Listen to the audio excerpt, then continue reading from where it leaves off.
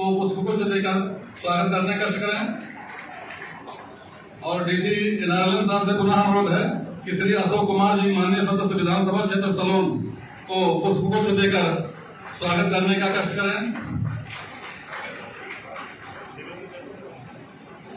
अब माननीय जनप्रतिनिधियों के स्वागत के उपरांत मैं यह अनुरोध करना चाहूँ। क्या डिस्कस निकला है? देखिए, सबसे पहले तो मैं धन्यवाद देना चाहता हूं अमेठी की सांसद, देश की मंत्री आदरणीय स्मृति ईरानी जी को, जिन्होंने सबसे पहला निर्णय लिया यहाँ बैठ करके कि जो भी समिति के सदस्य यहाँ पर हैं, नामित हैं और बैठकों में नहीं आते, इस बैठक का मतलब होता है कि जनता के हित की बात इस सदन में उठाई जाए। उस उठाने के लिए जो समिति के सदस्य हैं, जो नहीं आते हैं, उनको इसमें आना चाहिए। वो क्यों नहीं आते, इनका स्पष्टीकरण मांगा जाए और पत्र उनको भेजा जाए, सम्मान के साथ पत्र भेजा जाए कि अगली दिशा की बैठक में उनको इस बैठक में आना चाहिए। दूसरा, आदरणीय स्मृति ईरानी जी ने समसपुर पक्षी विहार को पासी समाज के किसी महापुरुष के नाम से करने के लिए इस समिति के समक्ष अपना प्रस्ताव रखा, जिसको समिति के सदस्यों ने पूरी तरह से समर्थन किया और भविष्य में समसपुर पक्षी विहार पासी समाज के किसी महापुरुष के नाम से जाना जाएगा, क्योंकि यह आज़ादी का अमृत महोत्सव है और आज़ादी के अमृत महोत्सव में हम उन ज्ञात अज्ञात शहीदों के प्रति कृतज्ञता ज्ञापित करते हैं जिनका हमारे देश और समाज में महत्वपूर्ण योगदान रहा है। तो निश्चित तौर से मैं धन्यवाद देता हूं आदरणीय स्मृति ईरानी जी को, जिन्होंने पासी समाज के सम्मान में एक बड़ा काम, आज बड़ा निर्णय लिया है इस समिति ने। मैं धन्यवाद देता हूं। सोनिया गांधी आई थी नहीं आई थी? मैं ये नहीं समझता, जो भी इस सदन के सदस्य हैं उन सदस्यों को इस बैठक में आना चाहिए, और अगर इस बैठक में नहीं आते हैं तो ये संवेदनहीनता की पराकाष्ठा है कि जिस जनता ने अपने हित के लिए जिनको भी चुना है, उनको जनता की बात उठाने के लिए ऐसे सदनों में उनको आना चाहिए। और कौन पदाधिकारी ऐसे थे जो आज अनुपस्थित? उन्होंने सबके लिए सामूहिक रूप से कहा है कि जो भी निर्वाचित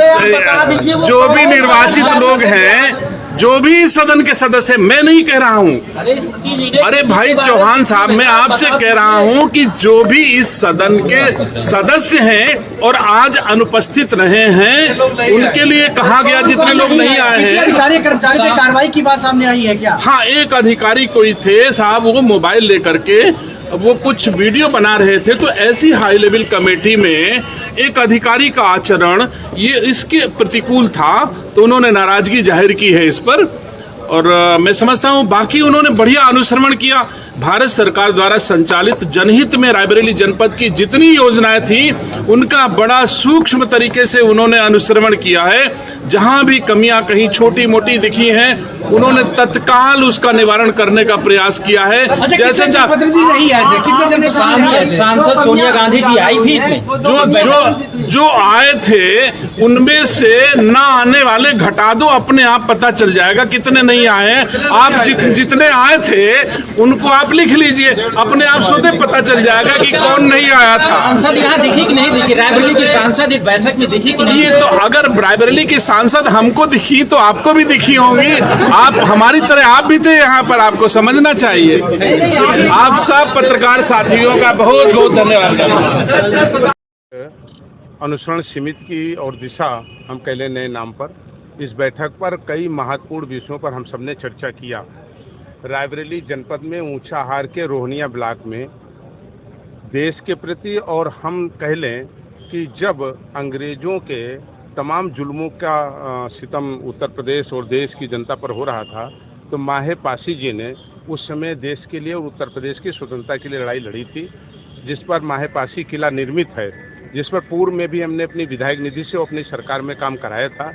हमने आज इस दिशा की बैठक में मांग किया है कि उसमें राज्य सरकार और केंद्र सरकार उसको राष्ट्रीय पर्यटन स्थल घोषित करे, और 1 करोड़ रुपए हमने अपनी विधायक निधि से माहे पासी के किले पे उसके सौंदर्यीकरण पर दिए जाने की घोषणा भी खुले रूप से इस बैठक में किया है। वहीं हमने यह भी मामला उठाया कि आज जिस तरीके से प्रधानमंत्री सड़क योजना के अंतर्गत गुणवत्ता के विरुद्ध, मानक के विरुद्ध कार्य कराए जा रहे हैं। इनकी एक बृहद सेंटर से जांच होनी चाहिए। तीसरा, रायबरेली शहर से जुड़ा एक बड़ा मामला था। कहारों के अड्डे से लेकर के किले बाजार तक की सड़क जो चलने लायक नहीं है और अत्यंत खराब है, 3-3 फीट के गड्ढे हैं और पता नहीं किस दुर्भावना के कारण उसका निर्माण नहीं कराया जा रहा था। इस प्रकरण को भी हमने उठाया है। हमें खुशी है कि उस पर माननीय अध्यक्ष महोदय ने ये स्वीकृति दी है कि हम इसको 15 दिन के अंदर इस प्रकार शुरू करा जाने का निर्देश उन्होंने जिलाधिकारी महोदय को दिया है। Thank you. कि क्या इस पे क्या निष्कर्ष निकला, किस तरह की चर्चा की गई? बहुत अच्छी चर्चा हुई, बहुत लंबी चली, जैसे आप देख रहे हैं, तो बहुत ही बारीकी से मैडम ने हर चीज़ का डिटेल दिया और जिला विकास संबंधित सारे मुद्दों पे चर्चा हुई।